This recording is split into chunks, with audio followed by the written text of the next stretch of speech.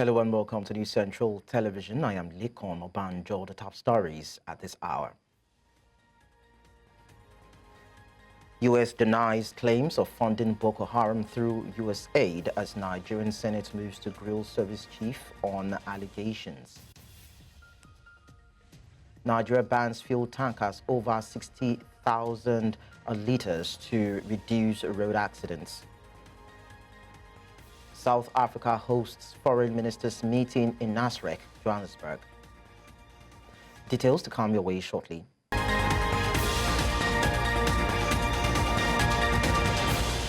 News Central now at this hour begins with security matters, where we understand that the United States has categorically denied allegations that its aid agency, USAID, is funding Boko Haram or any other terrorist group in Nigeria. Speaking after the meeting with the Nigeria Governors Forum in Abuja, U.S. Ambassador Richard Mills dismissed the claim, stating that there is no evidence to support such allegations. Mills reaffirmed that if any misuse of U.S. aid were discovered, it would be thoroughly investigated in partnership with Nigerian authorities.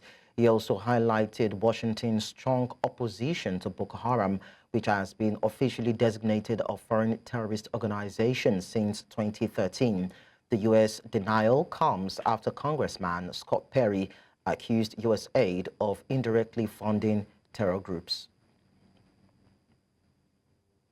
Meanwhile, Nigeria's Senate has summoned the National Security Advisor and heads of key intelligence agencies, including the Chief of Defense Staff and the Chiefs of Army, Air, and Naval Staff, to address allegations that the United States Agency for International Development is funding the Boko Haram insurgency in Nigeria. This follows claims made by U.S. Congressman Scott Perry, who alleged that USAID had been financing terrorist activities around the world. Our National Assembly correspondent, Sagir Ibrahim, reports now. Your money, $697 million annually, plus the shipments of cash funds madrasas, ISIS, Al-Qaeda, Boko Haram, ISIS Khorasan, terrorist training camps. That's what it's funding. If you think... Congressman Scott Perry claims that part of USAID's $697 million annual budget, including funds allocated to Islamic schools, may have unintentionally supported extremist training camps and terrorist groups. This has drawn the attention of the Nigerian Senate, leading to a motion by Senator Ali Ndume of Borno South, co-sponsored by 5 other lawmakers. Ndume, citing the devastation caused by Boko Haram, urged the Senate to investigate how non-state actors have sustained their terrorist operations over the years. The monumental devastation caused by Boko Haram in this country should be a matter of concern, as it has dented the image of this country among the Community of Nations. There is the urgent need for steps to be taken by the federal government to unravel the mystery behind this whole episode. It is very, very serious, and it has gone viral globally. And therefore, we need to do these things with some facts provided by these various security agencies at a closed-door session. Mr. President, with all due respect, this is my stand on this matter. It is almost impossible to do justice to this particular matter on a debate, in a plenary like this. During deliberations, Senate President Godswill Akpabio questioned USAID's continued presence in Nigeria if found complicit in terror financing. He emphasized that intelligence chiefs must provide lawmakers with a clear briefing behind closed doors. It's only through thorough investigation that the truth can be established. Even America has not taken the allegation hook, line, and sinker. The Senate then resolved to summon the National Security Advisor alongside the Directors General of the Department of State Services and the National Intelligence Agency. The security chiefs are expected to brief the Senate behind closed doors to clarify the allegations and ensure Nigeria's national security is not compromised. In Abuja for News Central, I'm Sagir Ibrahim. To discuss this, we're joined by Chairman, African Democratic Congress, Lagos State, George Ashiru. Thank you so much, Mr. Ashiri, for joining us on the news. Pleasure. Thank you for having me this morning. You're welcome. So what's your take on the allegation that USAID is being used to finance terrorism in Nigeria and, of course, the reaction of the Senate? Well, to start with, some of these statements are political statements. So we have to be objective when we analyze them. The senator who made the allegation in the United States probably was raising the issue in order to support President Trump's desire to cut off aid to the USAID program.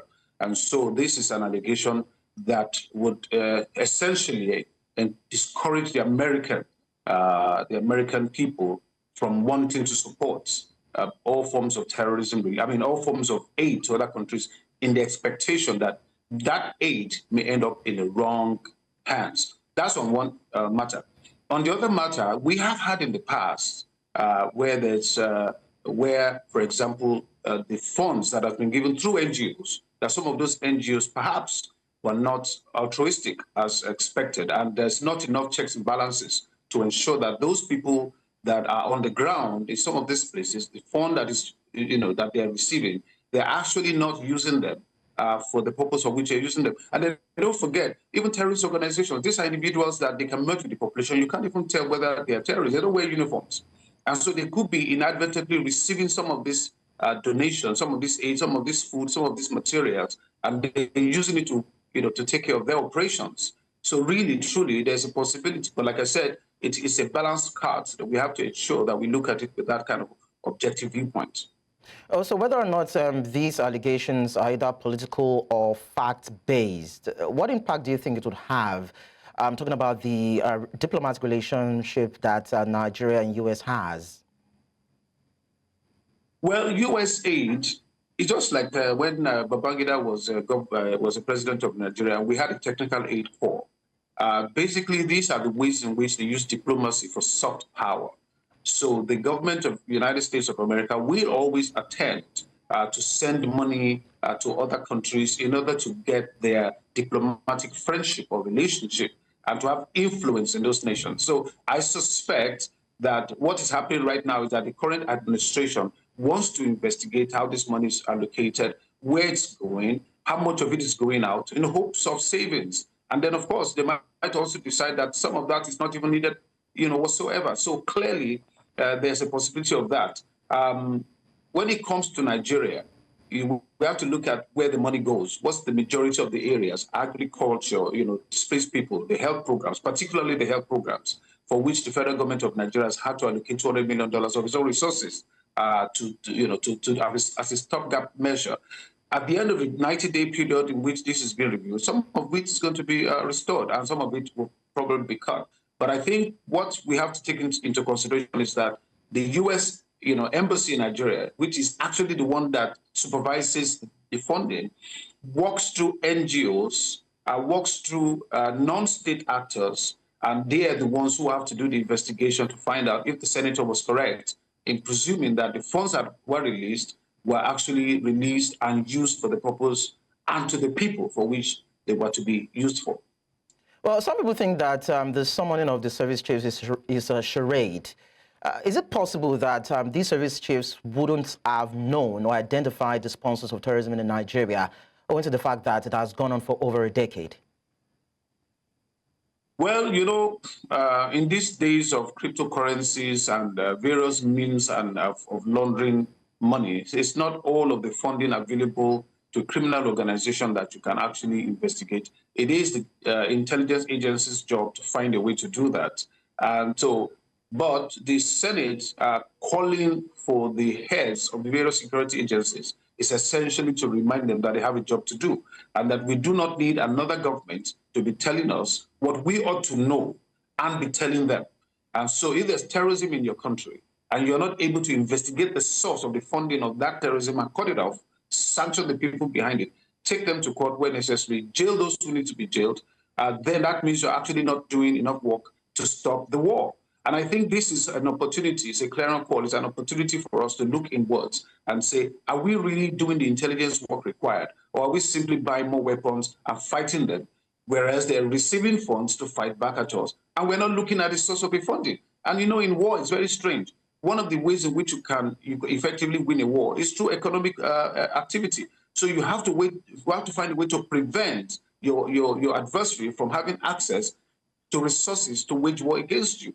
So if we have been fighting for 20 years and various governments have tried and failed, it either means there are governments in the world that are funding these terrorist organizations operating in Nigeria, or there are people within Nigeria funding them in order to destabilize the political entity for the political gains.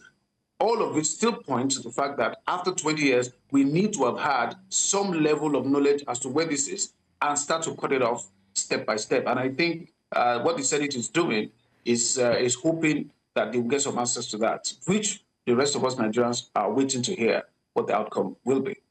So it's quite interesting that before now we've had intelligence reports about a list of Boko Haram insurgency sponsors, a list a couple of years ago being presented to the Nigerian government. Nothing was done about it. If this investigation comes to a head and revelations spill out, what would you expect the Nigerian government this time to do? Well, you know, when it comes to criminal justice, evidence has to be hard and fact and available. So it's easy to arrest people on the presumption that they are involved in funding or supporting terrorism or any form of criminal activity. But the prosecutors really have to do a good job in investigating and bringing the facts to the ground, because that is what the justices of the various courts are interested in. They're not interested in allegations. They're interested in evidence. And when you do not have experienced investigators, or the various intelligence agencies do not provide the facts that support what they claim, what they allege, then these people are going to go free. And so that is another opportunity for us to also look at our entire criminal justice system. How is it that people who are arrested for kidnapping suddenly are walking the streets? People who are arrested even with arms for terrorism are released after a couple of months or after a couple of years, whatever the basic reasons are. It is an opportunity to overhaul our entire criminal justice system, I believe. And this is a clear call for every tier of government to get involved. All right. So what potential risk do you think such allegations pose to international aid operations in conflict-affected regions like Nigeria? Well, you see, at the end of the day, we need to live in a country where we don't need foreign aid to be able to survive, to carry out activities, for the budget of Nigeria to be self-sustaining.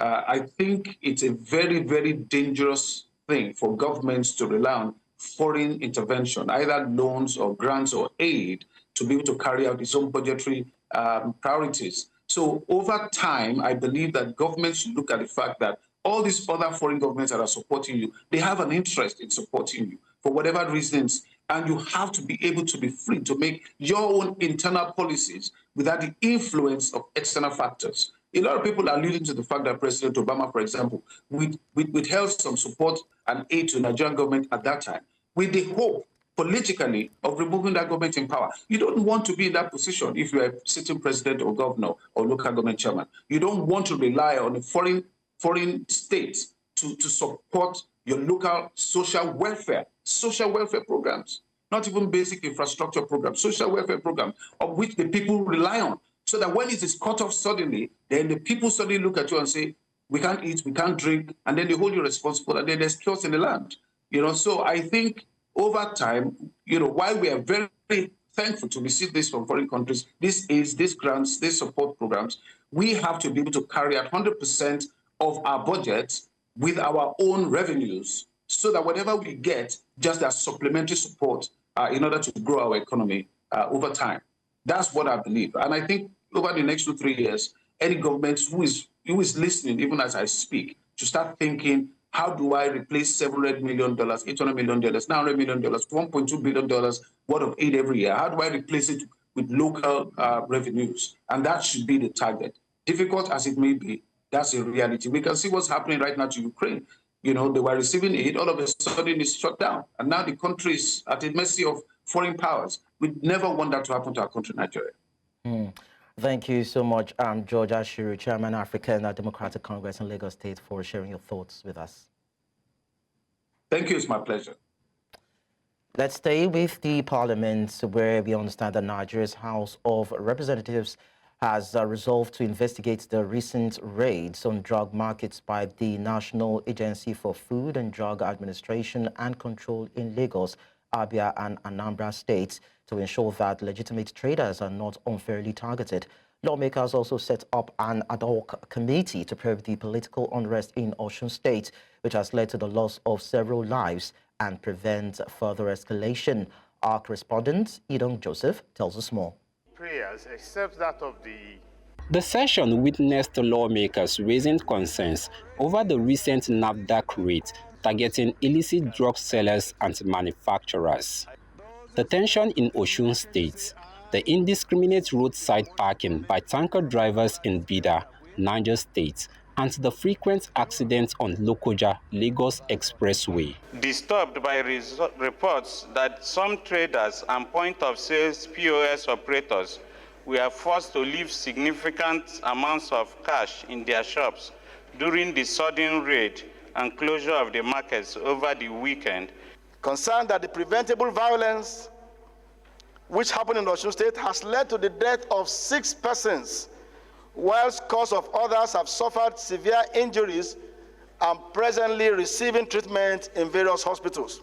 The recent tragic tanker explosion at Diko Junction in Niger State, which claimed numerous lives and destroyed properties, highlights the grave danger posed by improperly parked tankers and the urgent need for regulatory enforcement to prevent similar occurrences. Also worried that within 2025 alone, over 10 accidents have occurred on Lokoja Natako Filili Expressway, leading to unavoidable and sad loss of many precious lives, especially the students. The House demanded a probe of the National Agency for Food and Drug Administration and Control to ensure that its enforcement actions do not unfairly target legitimate businesses. The political unrest in Osun State also came under focus, with lawmakers from the region warning that failure to act swiftly could lead to further escalation. The present situation in Osun State may snowball into a free-for-all unless urgent actions are taken by relevant authorities. Following deliberations, the House urged security agencies to take immediate steps to restore stability in Osun and inaugurated an ad hoc committee to investigate and return back within a week. Meanwhile, Chinedu Oga, a member representing Isa South, Equal Federal Constituency, expressed frustration over the Senate's inaction on his bill, despite it passing all readings in the House. Haven't worked hard to showcase my constituents why I'm elected. And a bill passed first reading, second reading, and third reading, and was passed by this House, and the leader and the clerk on the business rule transmit that bill to Senate. Mr. Speaker, that bill have not seen the light of the day to be concurred by the Senate. Also, the bill seeking to repeal the National Assembly Service Act, which outlines qualifications for top legislative appointments, passed at the second reading. In Abuja for News Central, Idong Joseph. We now go on a short break. On the news, when we return, former Delta State Governor James Ibori visits residents of late elder statesman Edwin Clark. We'll tell you more when we're back. So stay with us. For staying with us, we tell you that Nigeria has announced a ban on fuel tankers exceeding 60,000 litres effective March 1, 2025 in a bid to reduce road accidents. The Nigerian Midstream and Downstream Petroleum Regulatory Authority says the cap will further drop to 45,000 litres by late 2025. NMDPRA Executive Director Odugo Koha revealed the decision as full backing from key stakeholders, including the FRSC, NATO, and NUPENG. He also dismissed claims about poor fuel quality as bogus and misleading, assuring Nigerians that all petroleum products meet strict standards. Authorities say the new restrictions will enhance road safety and enforce compliance in the petroleum sector. Away from that, the former governor of Delta State, James Ibori, has described the late elder statesman Edwin Clark as a model for all Nigerians to follow. Ibori, who visited the residence of the Niger Delta icon, says that he loved the region to a fault, giving us all and advocating for their rights to benefit from the region's resources.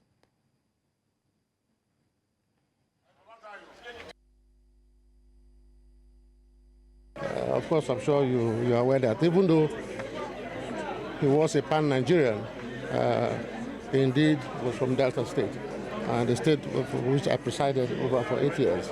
And in all that time, I can testify that he threw his weight behind me all through my time in office, with his advice, his support.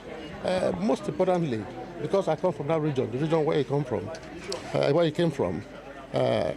the pursuit of happiness, the pursuit of equity, the pursuit of justice was an issue that he, on his own, single-handedly, began to advocate. And some of us have learned from him, even though he's gone, that pursuit we must continue, because that is his legacy, one of his best legacies to us. I don't know about to Nigeria, but to the region itself, that is the best legacy he has left for us. As Nigerians continue to pay tribute to the late Edwin Clark, some stakeholders in the Niger Delta region have called on both the federal and state governments to rename public institutions after the late elder statesman. They say this will be a befitting memorial of his invaluable contributions to national development. New Central correspondent Austin Azu completes the report. Home of late Pa Edwin Clark in Kiabodo, in Borutu local government area of Delta States. The condolence register has been opened, and individuals and corporate organizations have been coming to pender their remarks. However, this compound has entertained a lot of visitors throughout the night, and the family members are saying that it's one of the ways to honor the departed hero. What more are the families saying about the life and time of late Pa Edwin Clark? He was my mother's elder brother, but it was like he was my biological father.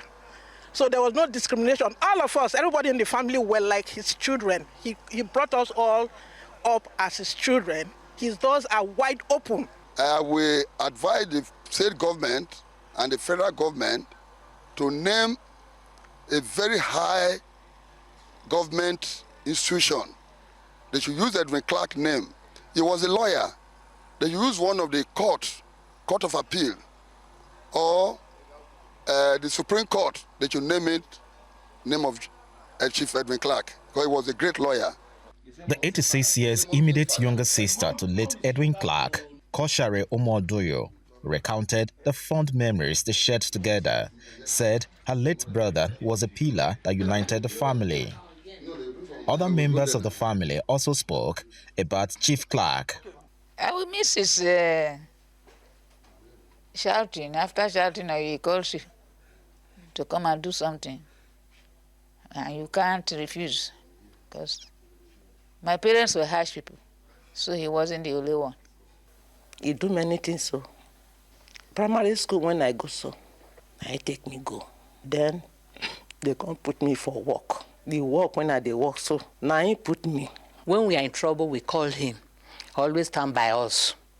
So every day, every time, I will continue to remember him. I will continue to remember him. He is the one that bring me to this stage. I was a councillor in Borutu local government. He made me to become a councillor in Borutu local government. I went to College of Education. He was the one that trained me, everything. The Pere of Membere Main Kingdom, Samuel Foludo Ogogo II, Odu Ogbogo, said late Pa Edwin Clark's impact on the Niger Delta and Nigeria will never be forgotten, as its legacy will continue to inspire and motivate young people to strive for a better future. An appeal to the governments that let us see ourselves as an instrument of sacrifice to make sure we do things that will promote justice, promote unity, promote development, and these things are achievable. Kiagbodo community will be expecting different dignitaries that will be gracing this community in preparation for the burial rites of late Pa Edwin Clark that will be announced by the family in the coming days. In Kiagbodo for News Central, Austin Azu. Away from that, a single window, according to the World Customs Organization, is a trade facilitation concept that enables traders and businesses to submit standardized information and documents through a single entry point to fulfill all regulatory requirements related to import, export, and transit. New Central's maritime correspondent Inyoma Obiaswalo evaluates its impact in reducing the cost of port operations and filing this report. The National Single Window Project was launched in April 2024 by President Bola Tinubu as a pioneering cross-government system designed to streamline trade facilitation by integrating and syncing data from various government agencies to improve economic efficiency. Its implementation for Nigeria will mean improved port efficiency, revenue collection, and drive economic transformation.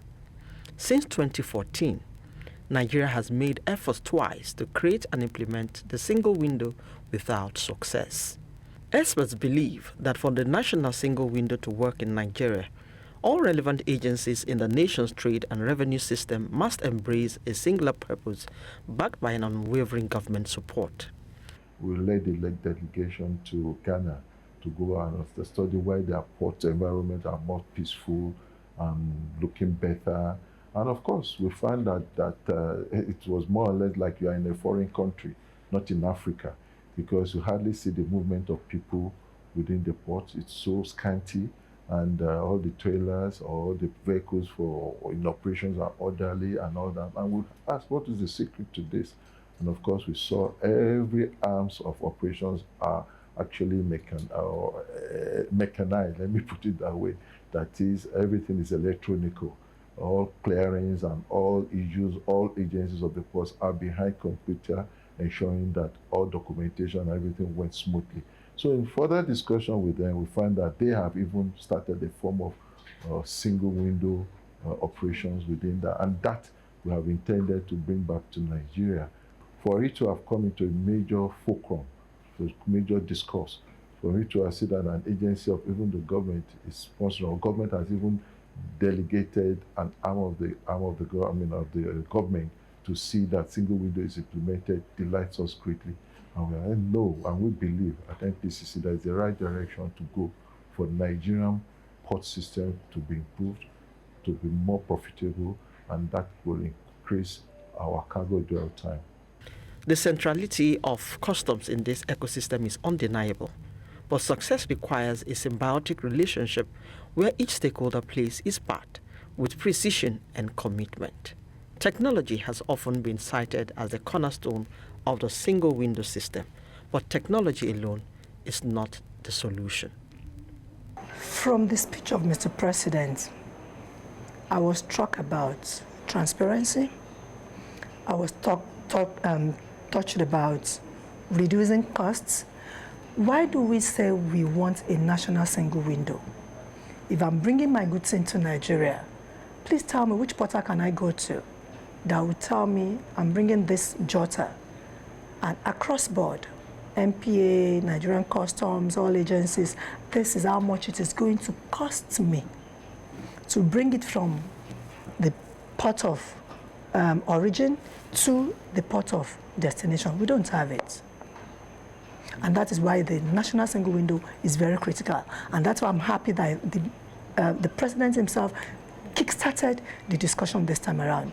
There is no window, there is no portal where an individual, an average Nigerian or an average investor can go to and say, if I'm coming to Nigeria, this is what will happen. So that is what the national single window is meant to achieve if properly driven. As the industry awaits the successful implementation this time, it's a call to reflect on the peculiarities of Nigeria's trade environment, incorporating user-friendly designs, interoperability with existing systems to accommodate future growth, and a critical reflection on why the past attempts failed. In Lagos, for News Central, Norma Obiaswalo. Nigeria's annual inflation rate dropped by 10.32% between December 2024 and January 2025. This was made known in Abuja by the National Bureau of Statistics as it released its report of the rebasing of the nation's consumer price index. The Statistician General of the country says that the CPI fell from 34.8% in December 2024 to 24.48% in January 2025. Amadine Uye compiled this report. We'll bring you details of that particular report in our subsequent bulletins, but let's move on from there to tell you that Nigeria's federal government says that despite the Supreme Court's outlawing the legal removal of democratically elected local government chairmen, some state governors have flagrantly ignored the ruling and continue to engage in this practice. The Attorney General of the Federation, during the Nigerian Bar Association's State of the Nation discourse held in the nation's capital, Abuja, says that the actions can be likened to a treasonable offense. Our correspondent, Joshua Imarai, reports. The Supreme Court of Nigeria's ruling granting local government councils financial autonomy has continued to generate controversy among legal practitioners and government officials alike. The mode of disbursement and transfer of allocation to local government has also led to subsequent legal obstacles. In a bid to address this, the Nigerian Bar Association convened the State of the Nation discourse in Abuja, bringing together several government officials, representative of local government chairman association, and the attorneys general of some state. We have therefore decided to convoke this discourse, and we are not taking any position as an association. I do not pretend to know what each of the speakers here will say. And like I said, I do not hold a particular position, but that may not be totally true. I hold a position that there must be democracy at the local government. I hold a position that all tiers of government must allow the local government to breathe. And I hold a position that the Constitution must be allowed to work. The Attorney General of the Federation, who was represented at the event, condemned the action of some state governors who have continued to illegally remove democratically elected local government chairmen from office. It is, however, imperative to state that despite the judgment of the Supreme Court outlawing the illegal removal of democratically elected local government councils by state governors, it is quite unfortunate that few states have continued to flagrantly carry on with this illegality. Let me state in unequivocal terms that this act is tantamount to treason and must be treated as such. Now, while it is true that Section 308 of the Constitution grants the governor immunity from prosecution, I wish to be clear that this flagrant disobedience to Supreme Court judgment will have unpleasant consequences for the state as a whole, should it persist. Stakeholders at this event say that for the Supreme Court ruling on local government autonomy to be effectively implemented, Nigeria's constitution must be amended to align with the recent judgment. They say that only then can the Supreme Court ruling on local government autonomy stand without legal obstacles. In Abuja for News Central, I am Joshua Imarai. Coming up on the news, Moroccan authorities foil extremist plots, arrested 12 suspects. This and other stories will come your way in a short while. Do stay with us.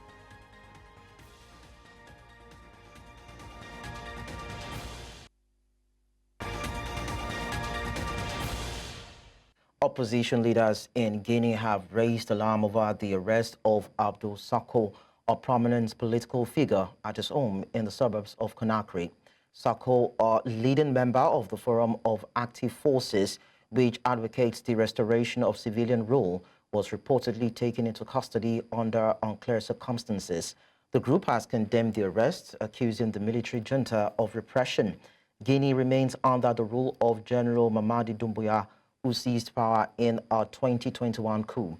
His government has frequently faced criticism for stifling dissent and curbing freedom of expression.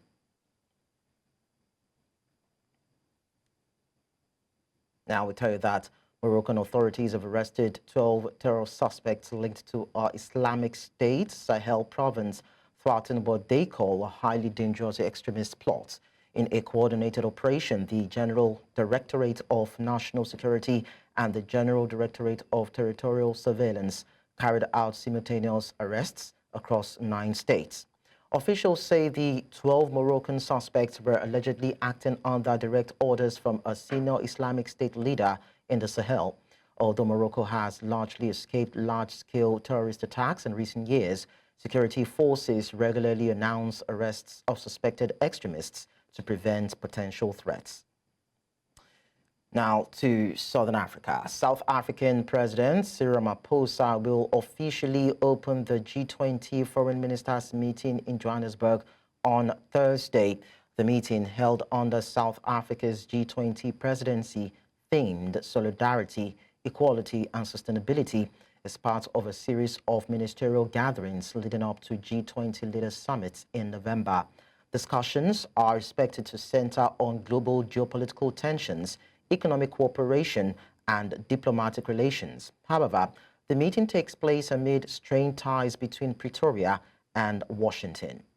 Notably, U.S. Secretary of State Marco Rubio has declined to attend, while the European Union has confirmed its participation.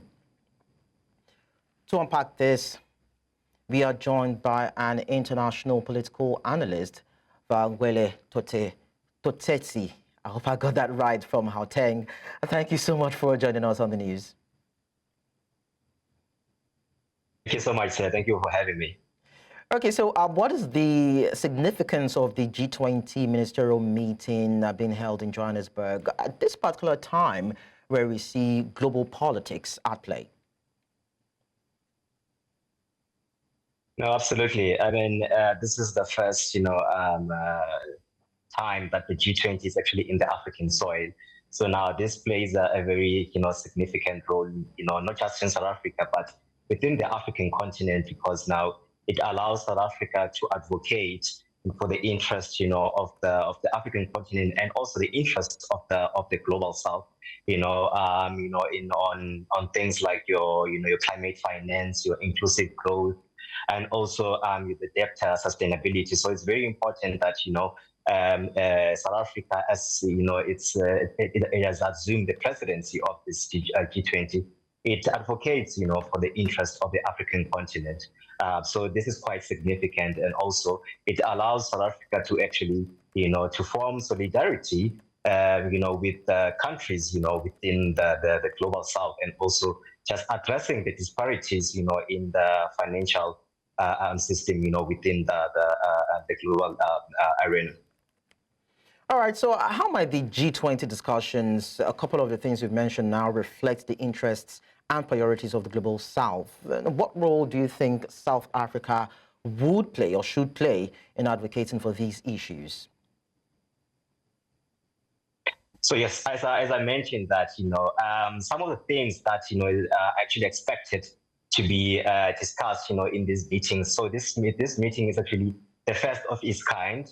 So some of the things that are going to be discussed, it's actually inclusive economic growth, within the global South, and also the food security, debt sustainability, the climate finance, and also critical minerals. So as you know that, a lot of African countries and also the global South, are actually battling, with issues on food security, on nutrition. So it's going to be very important for South Africa to actually spearhead, conversations around, how these particular issues are actually addressed, and also coming to the climate finance. There's a need for an increased financing of the climate of climate, so it's very important.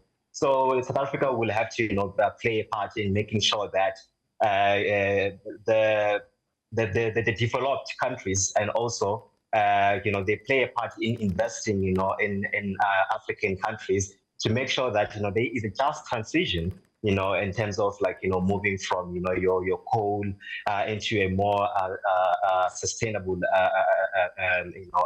world.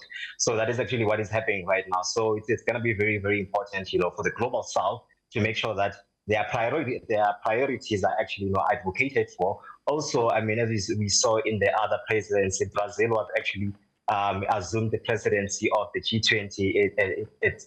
Also, we saw Indonesia, we saw India. So initially, this particular forum was formed to address the financial crisis within, the global arena. But now, as we are seeing that it has moved to also, accommodating things like the climate finance, the global tensions. So, and it becomes very important that this particular platform, it addresses, these issues. All right, thank you so much, Vahangwe Letotetsi, for sharing your insights with us.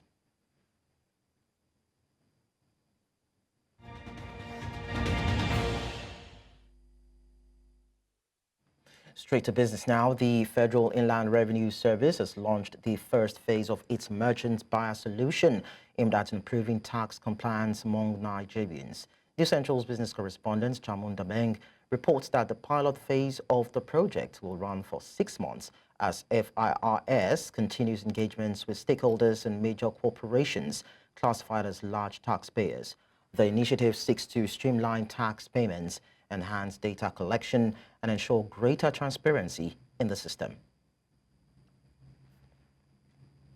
The first phase of its pilot rollout of the merchant buyer solution, which is an e-invoicing system which the FIRS says will modernize fiscal and transactional processes, which according to the Chief of Staff to the Executive Chairman of FIRS, Tayo Kolesho, will promote transparency and aid in monetary decisions. Well, I think even the conversation we're having as a country, a lot of data is required for a lot of things that we do. So when we even talk about attributions, distributions, and where are goods being supplied, where are they going, what kind of things are we buying as a country, all these are data that are currently in silos, and there's no unifying place where we can see this. So this is going to help us to aggregate a lot of data, buying patterns, supply pattern, manufacturing pattern, what kind of invoices, what kind of businesses are buying what, are supplying what. All this data will then help our policy and legislative and executive to start making more data-driven decisions. Also speaking on the sidelines is Dr. Lovett Ononuga, who says the e-invoicing system will reduce errors in the payment process. So with the e-invoicing, it's going to reduce errors or incorrect reporting by our taxpayers. This is a pilot project, and we are going to be piloting it with the large taxpayers in a phased implementation or rollout approach. So in terms of managing complexities, we mentioned severally that, look, we understand very clearly that one size doesn't fit all, right? Every business is different. You look at the oil and gas, you look at construction, you look at retail, every business is different, and we're taking all those differences into cognizance. According to the FIRS, the merchant buyer solution leverages on the universal business language and ensures that all data of the taxpayer remains safe, while ensuring that the tax payment process remains seamless.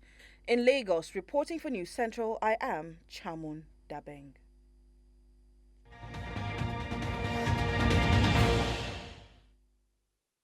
In sports, the Director General of the National Sports Commission, Bukola Olokpade, has urged Nigeria's D Tigers to deliver a strong performance in the final window of the AfroBasket qualifiers in Libya.